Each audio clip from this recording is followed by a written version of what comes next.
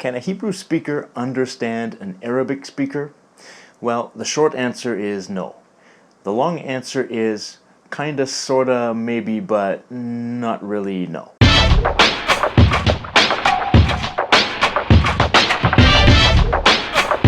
The question of the day is, how similar are Hebrew and Arabic? As someone who has studied both languages, I get asked this question by quite a few people, and it's a good question. It makes me think, because I'm not quite sure, but I'll give you my best answer. Basically, Hebrew and Arabic are very closely related languages, and if you study both, that will become very apparent. You'll see tons of similarities, and if you know one well already, that will help you learn the other much more easily.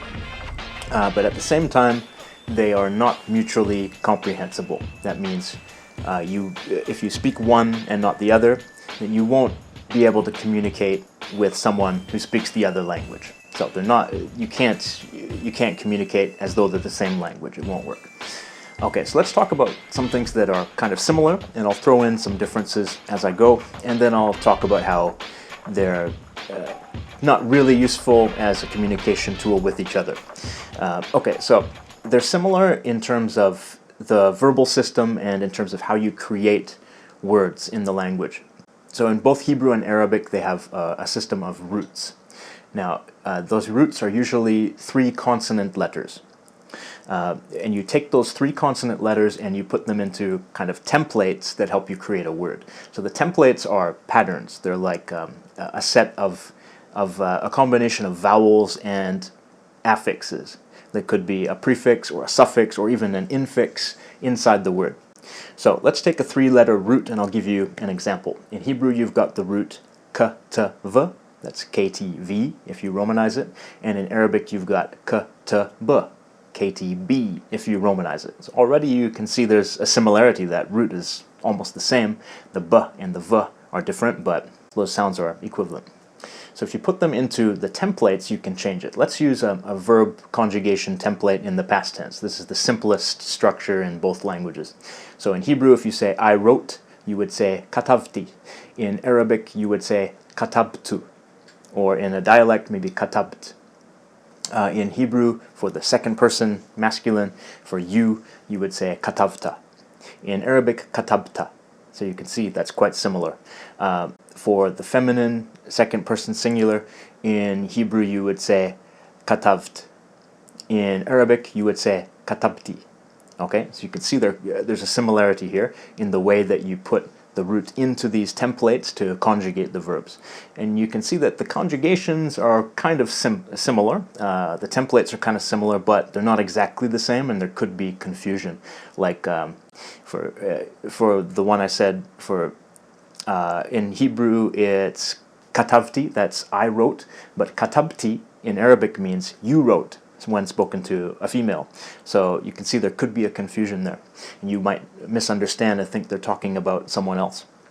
Right, but you can see that's the same kind of system. And that kind of system of templates is used to create nouns, to create adjectives, all kinds of words. Just the templates are different and have different affixes attached to them and different vowels. So that's one thing, is that system of roots and templates. It's the same in both. So if you learn that once for one language, just getting that concept down really helps you with the second language that uses that same system, because it's a bit mind-bending at first to adjust to that root and template system. Another way that they're similar is in terms of just a lot of vocabulary. You already saw that one root, the katava and kataba. So there's a lot of vocabulary that's the same. It's not the majority of words, though. It's not like 80% or something like that. I don't know the exact percentage. I would guess that it's about 1/3. That's just off the top of my head from my studying experience, 1/3. Some of the words are very similar or almost the same, and some are clearly related if you examine the words, but you might not notice that just from hearing them, because the phonology of the languages has become different due to the language's history. It's similar in French and Italian. French and Italian, if you read 2 sentences, equivalent sentences side by side, you can look at them and you can say, oh, this word must be the same as this word, this one must be the same as this one, because the words look kind of similar. They sound different and the spelling is different, but you can look at them and see that they're the they have the same meaning because they look similar. So there are a lot of words like that, like they're kind of cognates, but they're slightly different. So I'll give you some examples of both types, like the ones that are very similar. Yad, in Hebrew and Arabic, that means hand. Dam, in Hebrew and Arabic, that means blood, right?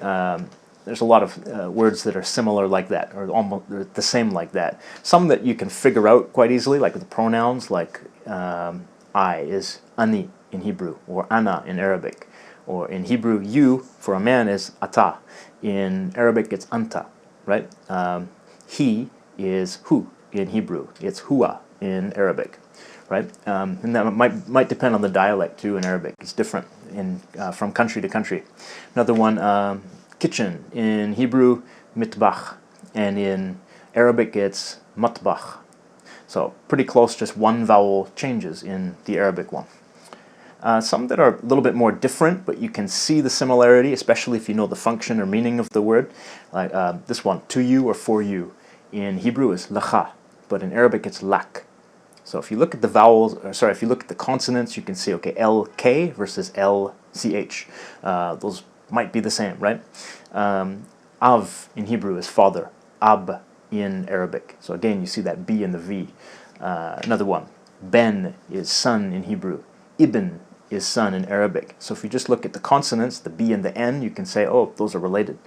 Another one, rosh. Rosh means head in Hebrew.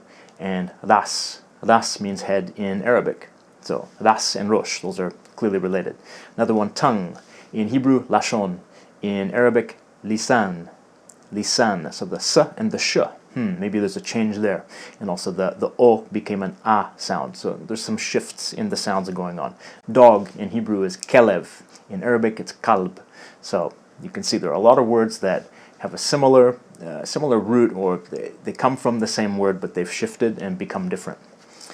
So there's a lot of words like that you wouldn't necessarily understand when you hear them. Another one that's this, there are some words that are the same, but they have a different meaning, like Madina or Madina. In Hebrew, Madina is state, like Madinat Israel, the state of Israel. But in Arabic, Madina means a city. So they're both political entities. There's a connection in the meaning, but it's not exactly the same meaning. The meaning has become different. And there are also a lot of words that are just different entirely for whatever reason. It's always kind of strange to discover words that are exactly the same in Hebrew and Arabic, and then the next word in the sentence is entirely different, and you've never seen it before. So like, why did this one become the same in both languages, but this one is different? Why? So it makes it kind of interesting. I don't always know, usually don't know the answer, but yeah, anyway, there's a lot of different vocabulary. So you can see that they're quite related, and there's a lot of crossover, but you won't understand one just by learning the other, right? It will help you learn the other if you make the effort, though, and if you take what you know and try to apply it to the other language while learning. So let me give you an example of when I first went to Egypt in 1997. I went there after having studied Hebrew for a couple of years already, and I was visiting Israel, and I went to Egypt too. So I tried to use my Hebrew and apply it to Arabic because I only knew a little bit of Arabic. I didn't know enough to have a conversation or whatever. So I would try to use my very simple Arabic and insert Hebrew words into it, and I knew the difference in phonology, so I would kind of shift and Arabize my pronunciation of the Hebrew words. And I was surprised by how often people understood me. And the people didn't speak Hebrew. They weren't Hebrew speakers, but they understood. I guess they could hear the word and think of an equivalent or similar sounding word in Arabic, or they could hear the root, and maybe that root was used in a different word in their Arabic dialect or whatever. So they could figure out what I was saying a lot of the time. And they looked at me strangely. They thought maybe I was a weirdo, or I remember they often asked me if I was from Lebanon. So maybe they thought that my bizarre Arabic pidgin language was Lebanese Arabic. It seemed to be something like that. They kept asking me if I was from Lebanon. It happened like that in Jordan too. I remember when I was in Jordan the same year that I managed to use some Hebrew words in situations where I was surprised that it went across. So they understood a lot of my Hebrew words when I Arabized them. So that's just an example of how the languages cross over, and you can apply one to the other, but they're generally not mutually comprehensible. You have to make the effort to shift it, to change that knowledge into the other language. So that's why there are two different languages, not dialects of the same language. All right, so that's what I wanted to share with you, just my experience with how similar they are, give you some similarities, differences, and hope you understand a little bit better than before. All right, thank you for listening. Good night.